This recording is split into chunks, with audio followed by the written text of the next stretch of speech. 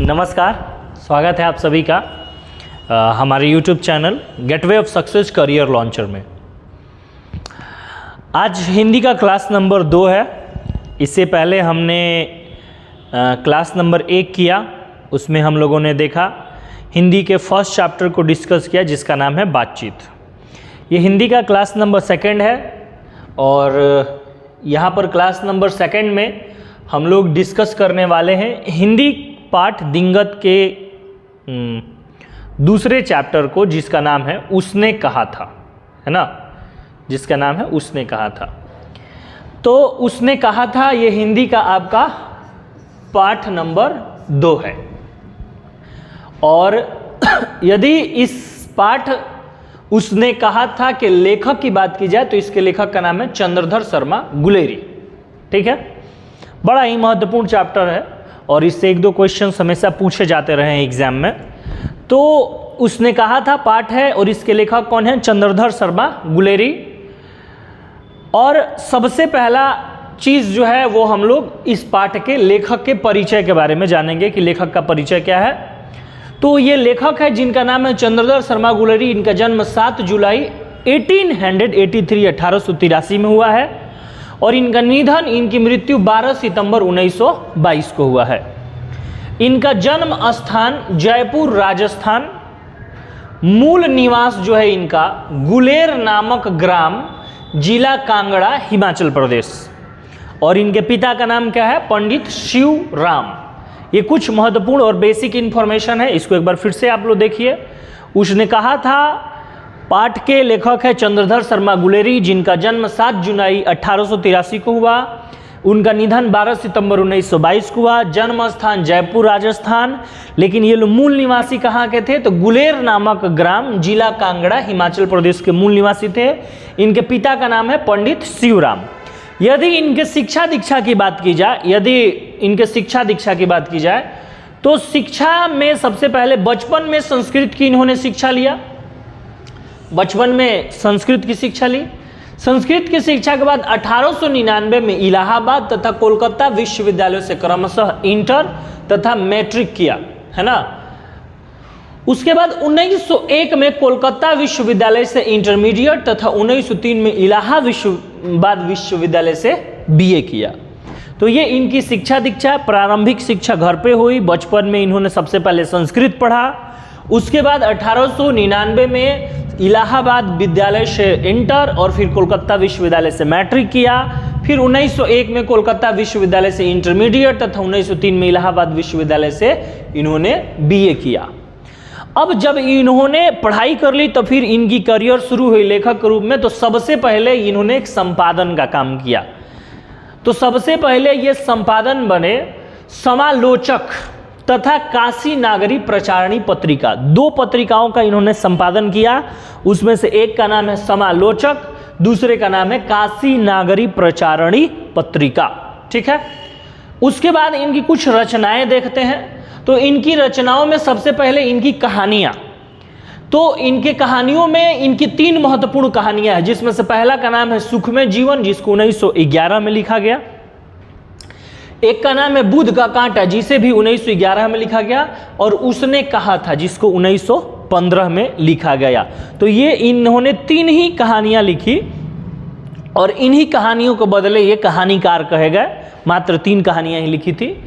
इसके बाद इन्होंने काफ़ी सारे निबंध लिखे, जिसमें से इनके कुछ निबंध का नाम है कछुआ धर्म, मारसी मोहि कुठाव, फिर पुरानी हिंदी, फिर भारतवर्ष, डिंगल, संस्कृत की टिपरारी, देवनम प्रिय आदि। ये इनके महत्वपूर्ण निबंध है।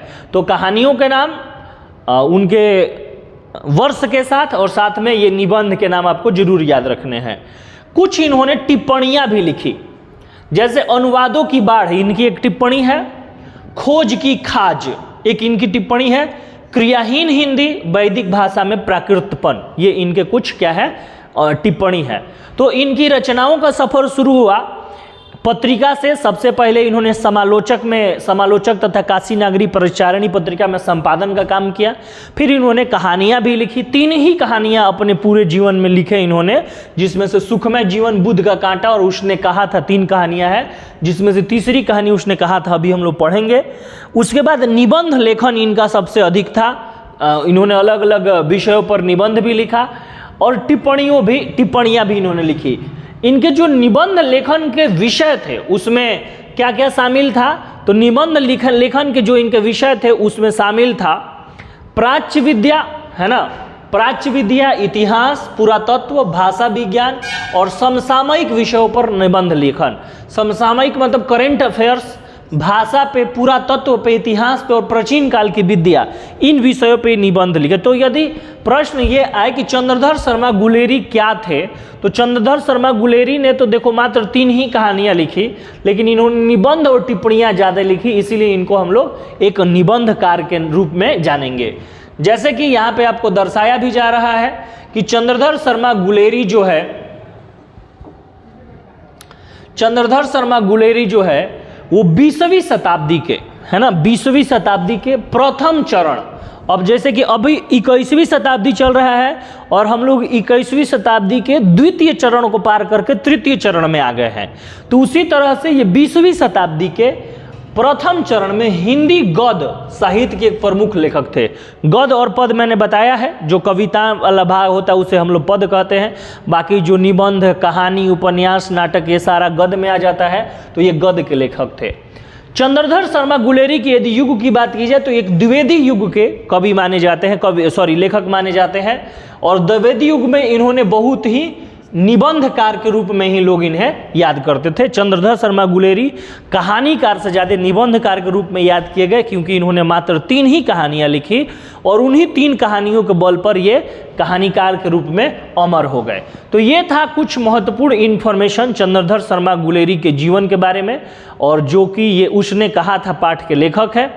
ये सारी बातों को आपको बहुत ही अच्छे से 2 बार, 3 बार, 4 बार पढ़ के रिवाइज कर लेना है, क्योंकि इससे काफ़ी बड़ी संख्या में आपको ऑब्जेक्टिव क्वेश्चंस पूछे जाएंगे। अब हम लोग थोड़ा सा आगे बढ़ते हैं और अपने पाठ की ओर रुख करते हैं, जिस पाठ का नाम क्या है, उसने कहा था। अब ये उसने कहा था जो पाठ है वो एक प्रकार की क्या है, कहानी है। अब आपको याद रखना है, जैसे कि इससे पहले आपने अगला जो चैप्टर पढ़ा था, पिछला जो चैप्टर पढ़ा था, जिस चैप्टर का क्या नाम था, बातचीत, तो अब यहाँ पर 1-2 चीज़ आपको याद रखनी है। जैसे कि आपसे कोई भी पूछ दे कि भाई बातचीत क्या है, तो आपको याद रहनी चाहिए कि सर बातचीत एक प्रकार का क्या है, निबंध है। उसी तरह आपसे कोई भी पूछ दे कि बताइए भाई कि उसने कहा था क्या है, तो सर आपको याद होना चाहिए कि उसने कहा था जो है वो एक प्रकार की क्या है, कहानी है। तो बातचीत के लेखक कौन है, बालकृष्ण भट्ट, और उसने कहा था कि लेखक कौन है, चंद्रधर शर्मा गुलेरी। तो ये 2-3-4 बेसिक क्वेश्चंस तो आपको याद ही होने चाहिए, ताकि छोटे छोटे ऑब्जेक्टिव क्वेश्चंस जो एग्जाम में पूछे जाते हैं वो आपसे न छूटे। अब चलिए हम लोग इस कहानी को इस सारांश के माध्यम से समझते हैं। बड़ी कहानी है, लंबी कहानी है, तो पूरी कहानी को लाइन बाय लाइन तो डील नहीं किया जा सकता, काफ़ी लंबा समय लग जाएगा, लेकिन इस पाठ के माध्यम से, इस सारांश के माध्यम से मैं कहानी को उतने अच्छे तरह से समझाने का प्रयास करूंगा कि हर छोटी से छोटी बात कहानी का आपको समझ में भी आ जाए। और आपको मैं पहले ही कोई भी हिंदी का पाठ पढ़ाने के साथ साथ एक सुझाव लिखा करता हूं, और सुझाव यही है कि पाठ पढ़ाने के बाद जब मैं पाठ पढ़ा दूं तो आप स्वयं से उस पाठ को एक बार जरूर रीड करें, उसको एक बार जरूर पढ़ें, ताकि उस पाठ को आप अच्छे तरह से समझ जाए। तो चलिए अब यहाँ पे हम लोग शुरू करते हैं। उसने कहा था, ये पाठ का सारांश है। उसने कहा था, थोड़ा सा नीचे ही कर लेते हैं, चलो। उसने कहा था शीर्षक कहानी। उसने कहा था जो शीर्षक है वो क्या है, कहानी। चंद्रधर शर्मा गुलेरी के द्वारा लिखी गई एक अमर कहानी है। अमर कहानी क्यों? क्योंकि लगभग 1915 में यह कहानी लिखी गई और आज हम लोग 2023, लगभग 100 साल से ज़्यादा हो गए और फिर हम लोग इस कहानी को पढ़ रहे हैं। लेकिन इस कहानी की ना दिलचस्पी कम हुई है और ना ही इस कहानी से आपको दुराव महसूस होगा कि आप किसी और दुनिया की कहानी पढ़ रहे हैं। ऐसा आपको लगेगा कि आपके आसपास की ही कोई घटना है जो चल रही है। इसीलिए इसको एक अमर कहानी कहा गया, कालजयी रचना कहा गया, जिस पे काल ने, समय ने विजय नहीं पाया है। यह एक बहुत ही मार्मिक कहानी है, दिल को छू जाने वाली कहानी है। और मार्मिक कहानी के साथ साथ मैं आपको यह भी बताते चलूं कि यह एक प्रकार की प्रेम कहानी है, एक लव स्टोरी है।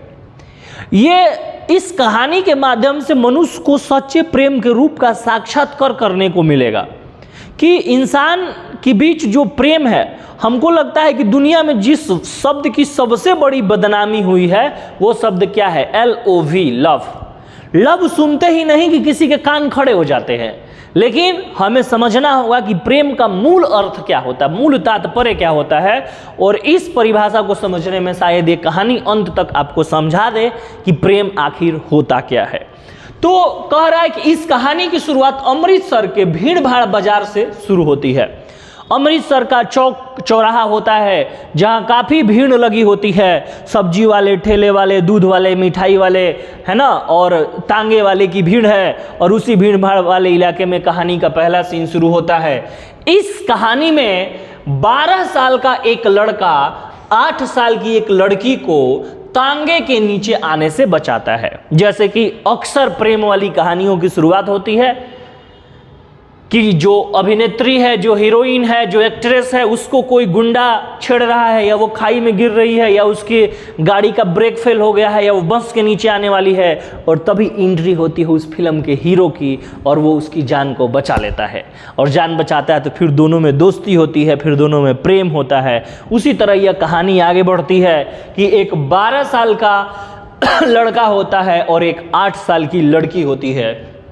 और तभी लड़की वहाँ पे खड़ी होती है कि एक तांगे वाले का घोड़ा बिगड़ जाता है और वो कूदने लगता है। चूँकि तांगा और घोड़ा लड़की के ऊपर ही आने वाला था, तभी लड़का आता है और लड़की को तांगे के नीचे आने से बचा लेता है। लड़का लड़की से पूछ ही डालता है। ये आप लोगों से ज़्यादा फॉरवर्ड है।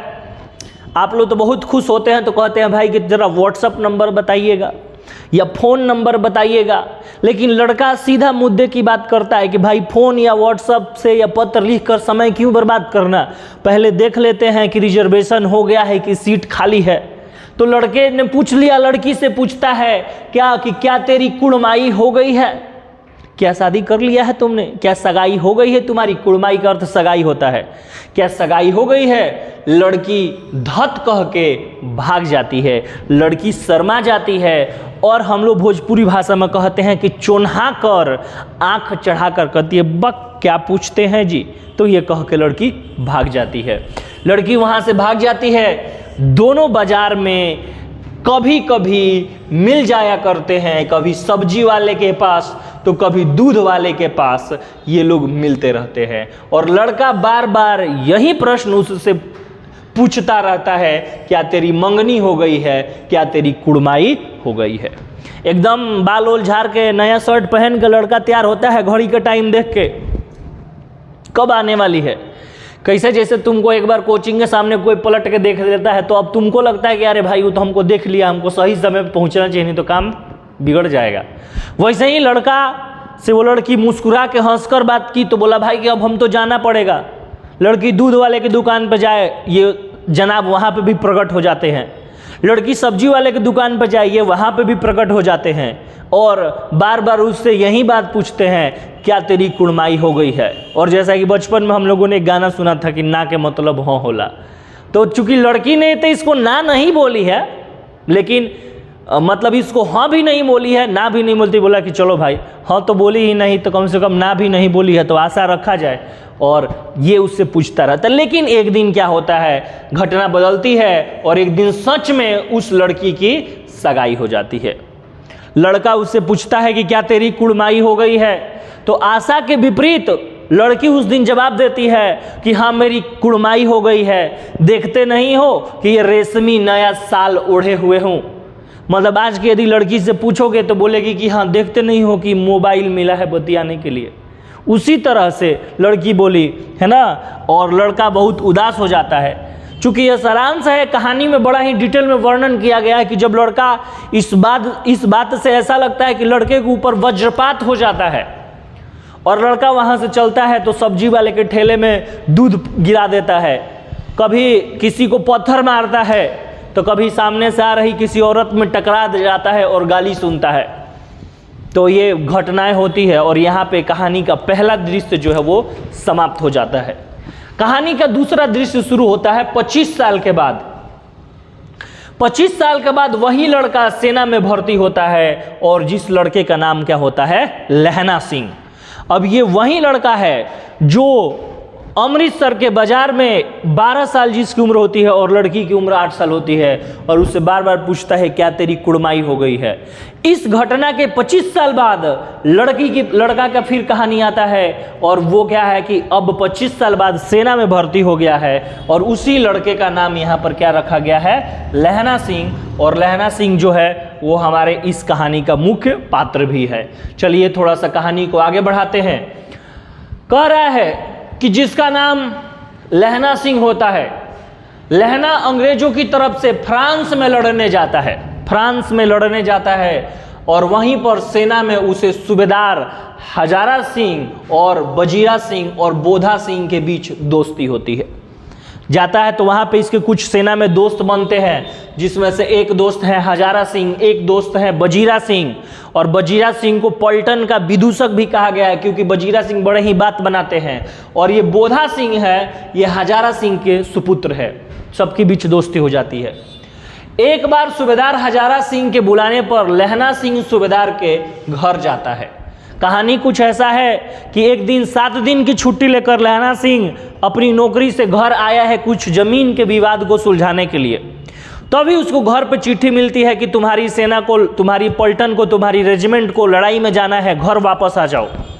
और लहना सिंह इस बात को मान लेता है और लहना सिंह घर से जाने की तैयारी करता है। तो उसे पता चलता है कि उसी के गांव के रास्ते में हजारा सिंह का भी घर है और हजारा सिंह और बोधा सिंह भी छुट्टी पर आए थे और उनको भी यही पत्र मिलता है जो पत्र लहना सिंह को मिला कि तुम भी फौरन वापस चले आओ। अब चूंकि हजारा सिंह लहना सिंह को मित्र की तरह देखता था, मानता था, और लहना सिंह भी हजारा सिंह को बड़े भाई की तरह देखता था, तो हजारा सिंह ने लहना सिंह को क्या कर लिया, अपने घर बुला लिया। तो वहीं कह रहा है कि एक बार सूबेदार हजारा सिंह को बुलाने पर लहना सिंह सूबेदार के घर जाता है और इस तरह से वो उसके घर पहुंचता है। तो जो सूबेदारनी होती है, मतलब जो सूबेदार हजारा सिंह की औरत होती है, सूबेदारनी, वह लहना सिंह को पहचान लेती है और उसे बुलाकर कहती है, लहना सिंह को वो पहचान लेती है, पर्दा के पीछे झांक के देखती है कौन है भाई, तो पहचान ली। तो अपने पति हजारा सिंह से कहती है कि भाई थोड़ा उनको भेजिए, अकेले घर में बात करना है। चूंकि हजारा सिंह उसको अपने भाई की तरह देखता था तो उसे भेज दिया। और घर में जाते ही दोनों जब सामने हुए तो लहना सिंह को चूंकि याद नहीं आ रहा होता है, लेकिन सूबेदारनी लहना सिंह को पहचान लेती है और उसने कहा उससे कि जिस प्रकार तुमने मेरी बचपन में मेरी जान बचाई थी, जैसे तुमने घोड़ों के नीचे आने से मुझे बचाया था, वैसे ही तुम मेरे पति और बेटे की युद्ध में रक्षा करना। और अपना आंचल सूबेदारनी जो है उसके सामने पसार देती है। ये सूबेदारनी वही 8 साल की लड़की है जो लहना सिंह के बार बार पूछे जाने पर कि क्या तेरी कुड़माई हो गई है, तो वो धत कहकर वहां से क्या हो जाती है, भाग जाती है। ये वही 8 साल की लड़की है जो 25 साल बाद हमारे सामने सूबेदारनी बनकर आती है। सूबेदार की पत्नी है तो सूबेदारनी कहते हैं आम बोलचाल की भाषा में। और उसने अपने सामने आंचल फैला लिए कि मेरे 2-3 हुए तो कई पुत्र, लेकिन कोई जीवित नहीं बचा, एकमात्र बोधा सिंह जीवित बचा है। और हजारा सिंह तो मेरा सुहागी है, उसके बिना मैं कैसे जीवित रह सकती हूँ। तो यदि तुमने मेरे को बचपन में नहीं बताया होता तो ये जिंदगी तुम्हारी दी हुई है। यदि तुमने मुझे बचपन में नहीं बचाया होता तो आज ना मैं हजारा सिंह से मिलती ना बोधा सिंह से मिलती। तो इसीलिए तुम इन दोनों की युद्ध में रक्षा करना। तीनों, हजारा सिंह, लहना सिंह और बोधा सिंह, तीनों देश से दूर यूरोप की भूमि पर पहुंचते हैं और लड़ाई में उस मैदान में चुपके से लहना सिंह, हजारा सिंह और बोधा सिंह का ध्यान रखता है। हम लोग तो आजकल किसी की एक सहायता कर देते हैं तो पेपर में छपवा देते हैं। कभी कभी हम देखते हैं कि भगवान शंकर के मंदिर में कोई पंखा लगा दिया है और उस पंखे पे वो अपना नाम लिख देता है, पिता का नाम लिख देता है, गांव लिख देता है। अरे भाई, तुम्हारी औकात कहाँ कि तुम महादेव को हवा दे सको। तो हम लोग छोटे कार्य किए नहीं, 2 कंबल बांटे नहीं कि फेसबुक पे पोस्ट वायरल हो जाता है। हमने किसी की सहायता की नहीं कि उसका दिखावा शुरू हो जाता है, लेकिन कह रहा है कि लहना के व्यक्तित्व से सीखने को मिलता है कि वह हजारा सिंह और बोधा सिंह का ध्यान भी रखता है, लेकिन उनको एहसास भी नहीं होने देता है कि वो उनका ध्यान रख रहा है। और जब बोधा सिंह बीमार होते हैं तो लहना सिंह स्वयं कष्ट उठाकर उसका ध्यान रखते हैं, स्वयं कष्ट उठाता है और उसका ध्यान रखता है। और अंत में युद्ध के दौरान लहना सिंह को जांघ में गोली लग जाती है। बोधा सिंह की तबीयत खराब है तो उसे अपना कंबल देता है, अपना कोट देता है, उसके बदले खुद ड्यूटी करता है। और हजारा सिंह को बचाने में उसको खुद जांघ में गोली लग जाती है, और जो सूबेदार हजारा सिंह है उसको कंधे पर गोली लग जाती है, गोली दोनों को लगती है।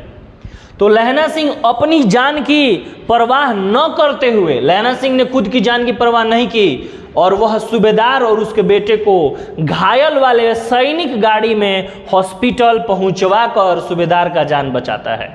तो जब युद्ध समाप्त हो जाता है और लहना सिंह की जो सेना है वो क्या होती है कि जीत जाती है, वो जर्मन सैनिकों को मार के भगा देती है।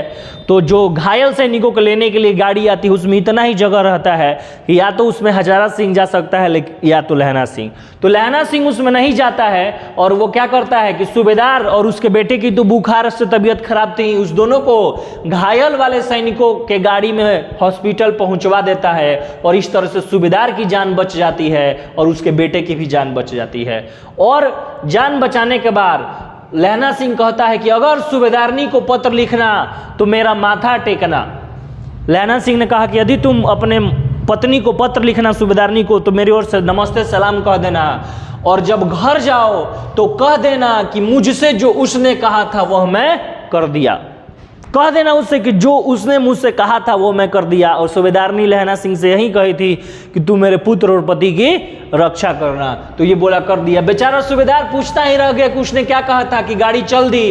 बाद में उसने बजीरा सिंह जो उसका एक और मित्र था उससे अपने कमरबंद खोलने को कहा, क्योंकि वह खून से लथपथ था। तथा मृत्यु निकट होने पर जिंदगी की सारी घटनाएं चलचित्र की तरह चल रही थी। अंतिम वाक्य जो उसके मुख से निकला था कि उसने कहा था, बजीरा सिंह ने पूछा कि तुम क्यों नहीं जा रहे हो, तुमको गाड़ी में बैठना चाहिए, तुम मरने वाले हो। तो लहना सिंह की आंखें रुक जाती है एक वाक्य पे कि उसने कहा था, मतलब उसने कहा था कि मेरे पति और पुत्र की रक्षा करना। और इसीलिए लहना सिंह ने अपने प्राणों की परवाह न करते हुए अपनी जान दे दी। और इसके बाद अखबार में छपा कि फ्रांस और बेल्जियम की 68वीं सूची मैदान में घाव से मरा नंबर 77 सिख राइफल्स जमादार लहना सिंह, और लहना सिंह की मृत्यु हो जाती है। कहानी क्या सिखा रही है कि इस प्रकार से लहना सिंह सूबेदारनी की बोल की लाज तो रख लेता है, और राज रख अपनी बचपन की छोटी सी मुलाकात, कुछ दिनों की मुलाकात थी, और उसमें जो उनके लिए परिचय हुआ था और जो उसके मन में सूबेदारनी के लिए प्रेम उदित हुआ था, उस प्रेम के कारण उसने सूबेदारनी द्वारा कहे गए वाक्यों को स्मरण रखा, याद रखा, और उसके पति के और उसके पुत्र के प्राणों की रक्षा की। और प्राणों की रक्षा करने में उसने अपना जान दे दी, है ना, क्योंकि उसने कहा था। कह रहा है क्यों जिया जान, क्योंकि उसने कहा था। अंततः लहना सिंह की युद्ध में मृत्यु हो जाती है। इस प्रकार से यह कहानी निश्चल प्यार, प्रेम, देशभक्ति की भावना को दर्शाता है। प्रेम का यही तात्पर्य है। प्रेम जहां रहेगा, उस कहानी यही सिखा रही है कि प्रेम में स्वार्थ का, सेल्फिश होने का कहीं स्थान नहीं है। जिस व्यक्ति के पास स्वार्थ नहीं है अपने साथी के लिए, उसके पास क्या है, त्याग है। जो त्याग कर सकता है वही आनंद को प्राप्त कर सकता है, और आनंद ही प्रेम है। आज जो हम प्रेम की कल्पना करते हैं, परिकल्पना करते हैं कि एक नंबर डिलीट हुआ, व्हाट्सएप पे सैड सॉन्ग लगाए, अगले दिन से नए नंबर की तलाश जारी है, सूचना फैल गई, तो ये प्रेम नहीं है, ये आकर्षण है, ये अट्रैक्शन है। तो प्रेम और आकर्षण में अंतर समझना होगा। प्रेम वही है जहां पर संबंधों के बीच स्वार्थ ना हो, जहां पर संबंधों के बीच त्याग हो, वही प्रेम का मूल रूप है। तो मुझे लगता है कि इस कहानी से आपको काफ़ी अच्छा कुछ सीखने को मिला होगा। इसके बाद कुछ महत्वपूर्ण प्रश्न है, प्रश्न आप खुद से भी उसका उत्तर दे सकते हैं। जैसे कि ये प्रश्न बार बार पूछा जाता है कि लहना सिंह का परिचय अपने शब्दों में दे। तो लहना सिंह का अभी आपने पढ़कर क्या उसके बारे में अनुमान लगाया, उसका उत्तर देना है। उसने कहा था कहानी पहली बार कब प्रकाशित हुई थी? तो 1915 में हुई थी। उसने कहा था कहानी में किसने किससे क्या कहा था? तो सूबेदारनी लहना सिंह से कहा था कि तुम मेरे पति और पुत्र की रक्षा करना। कहानी का शीर्षक उसने कहा था सबसे सटीक शीर्षक है। अगर हाँ तो क्या आप इसके लिए कोई दूसरा शीर्षक सुझाना चाहेंगे? अपना पक्ष रखे। तो चूंकि कह रहा है जहां तक कहानी के शीर्षक का सवाल है उसकी उपयुक्तता स्पष्ट है कि उसने कहा था। सूबेदारनी की बातें जहां स्वयं सूबेदारनी के चरित्र को उजागर करती है, वहीं लहना सिंह के चरित्र में भी महत्वपूर्ण मोड़ लाने वाली साबित होती है। और सूबेदारनी की बातें ही उनके बीच के संबंधों को भी उजागर करती है जो कहानी का मुख्य प्रतिपाद्य है। इसलिए सूबेदारनी के कहे वचन की ओर संकेत कराने वाला यह शीर्षक सटीक है। मृत्यु की ओर बढ़ते लहना सिंह के अंतिम क्षणों में भी सूबेदारनी के कहे शब्द ही गूंजते रहे। यही शब्द लहना सिंह को सूबेदारनी का विश्वास बनाकर महान त्याग की प्रेरणा देता है। इसीलिए उसने कहा था जो शीर्षक है वो सटीक है। कह रहा है कि उसने कहा था कहानी का केंद्रीय भाव क्या है, इस कहानी से हमें क्या सीखने को मिलता है? त्याग, समर्पण, बलिदान, ये जो सीखने को। लहना सिंह के प्रेम के बारे में लिखिए। लहना सिंह के प्रेम तो थोड़ी सी थी, उसके बारे में उसने कहा था कहानी कितने भागों में बटी हुई है, कहानी के कितने भागों में युद्धों का वर्णन है। कह रहा है कि उसने कहा था कहानी 5 भागों में बटी हुई है। इस पूरी कहानी में 3 भागों में युद्ध का वर्णन है, द्वितीय, तृतीय तथा चतुर्थ भाग में युद्ध के दृश्य दिखाए गए हैं। पंचम भाग जो है उसमें लहना सिंह मर रहा है और पहले दृश्य में तो वही अमृतसर के बाजार वाली घटना है। जाड़ा क्या है? जाड़ा क्या है? मौत है और निमोनिया से मरने वालों को मुरब्बे नहीं मिला करते। वजीरा सिंह के इस कथन का क्या आशय है? कहानी को इसलिए मैंने कहा डिटेल में पढ़िएगा, कुछ ऐसे बात जो सारांश में नहीं मिले हैं वो आपको कहानी में मिल जाएंगे। कुछ और भी प्रश्न है। लहना के गांव में आया तुर्की मौलवी क्या कहता है? या उसने कहा था पाठ के आधार पर सूबेदारनी का चरित्र चित्रण करे। बहुत ही महत्वपूर्ण क्वेश्चन है, पूछा जाता है बार बार, लंबा उत्तर लिखना पड़ेगा। उसने कहा था पाठ के आधार पर लहना सिंह का चरित्र चित्रण करे। ये मोस्ट इंपॉर्टेंट क्वेश्चन है, बार बार पूछता है कि लहना सिंह का चरित्र चित्रण करे या सूबेदारनी का चरित्र चित्रण करे। इसके अलावे आपको और भी कुछ ऑब्जेक्टिव क्वेश्चंस भी करने होंगे इस पाठ के।